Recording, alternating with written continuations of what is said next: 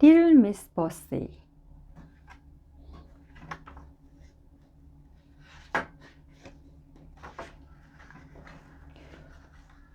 On Monday, little Miss Bossy went for a walk.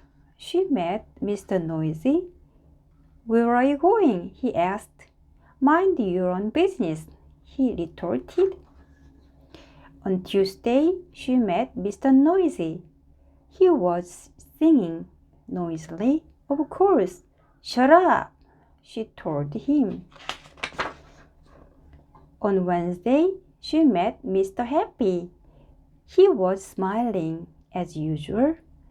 "Take that silly smile off your face," she said.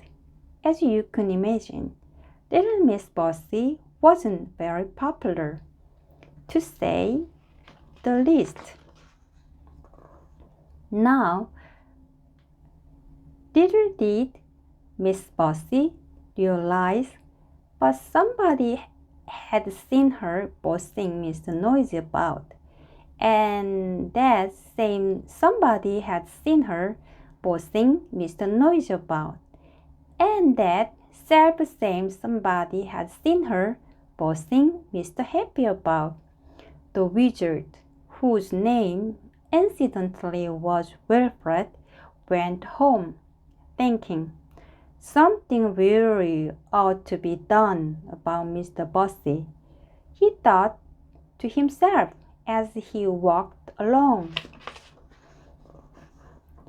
When he was arrived home, he went straight to his library and took down a large red book from a bookshelf.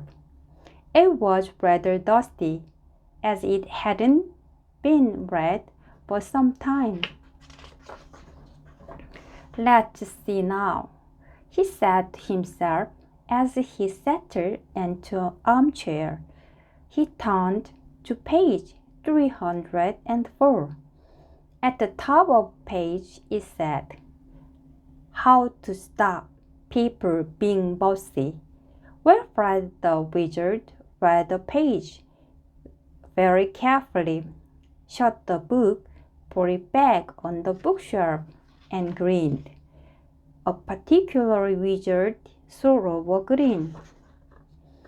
The day after, which was Thursday, little Miss Bossy met somebody who was fast asleep. As usual, Mr. Lazy. "Wake up," she said boyishly, and prodded him in the tummy. "Ouch!" protested Mr. Lazy. But behind Miss Bossy, Wilfred the Wizard, who had been following her, said something too, under his breath. A wizardy word he'd learned from page 304. And do you know what happened? Suddenly, as if by magic, which is true, there appeared on Mr. Bossy's feet a pair of boots.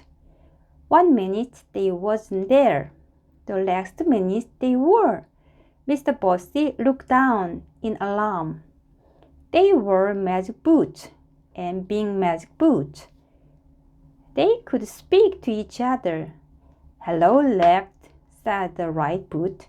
"Hello, right," said the left boot. "Ready when you are," said right. "Right," said left. And after they said, "Left to right, left to right, left to right, left to right," faster and faster, marching poor little Miss Bossy along.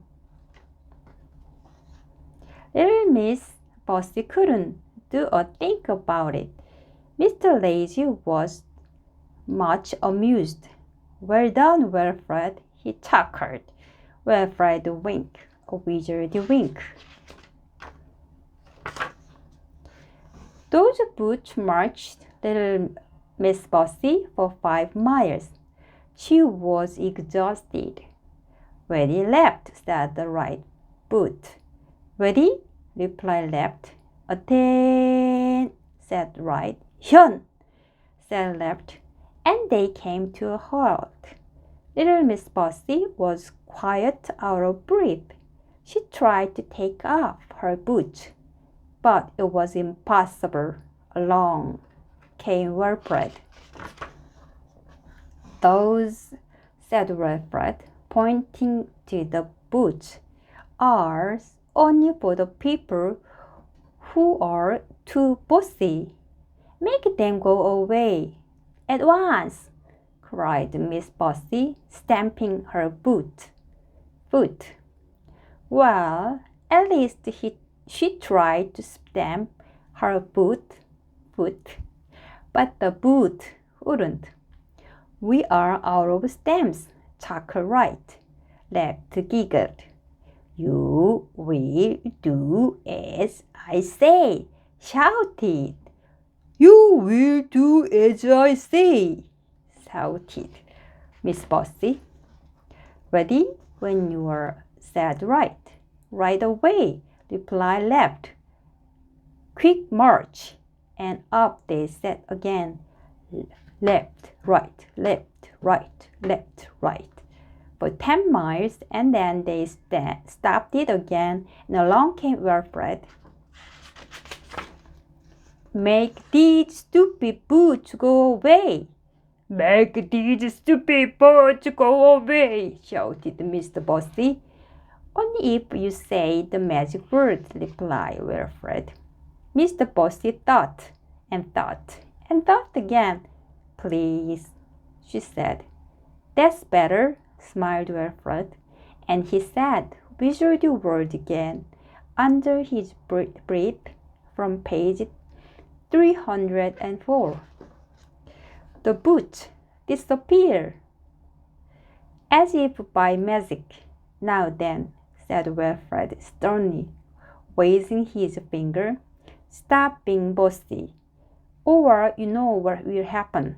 Mr. Bossy nodded miserably. "Very well," smiled Wilfred, and went. And do you know something?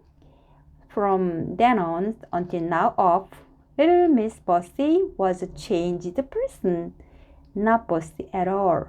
And do you know why? Don't you? Do you know what she's afraid of?